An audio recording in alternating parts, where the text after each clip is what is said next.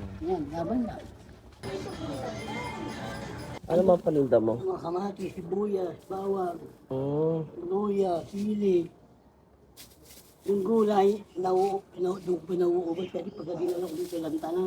Ilang taon ka na nagbebenta ng ganyan, kuya? Naku, mula pa ng hindi pa papademic. Tapos yung ano mo, kuya, tanong ko lang nga, sorry.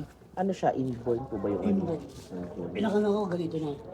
Eto tayo, magkano tayo yung mga paninda mo? For example, gantong ano, magkano yung gantong kamatis tayo? 10. Lahat ng mga naka-plastic na ganito, 10 piso. Bawang bili ng mahal. Ito, 20 pesos. Ano oras ka na pwesto? Pagka mababa, wala na gamit tao. Mga alas 9, makita ko din. Tay, anong pangalan niya, tay? Antonio sa inyo din pa. Pang ano, yung kunin ka ng pera.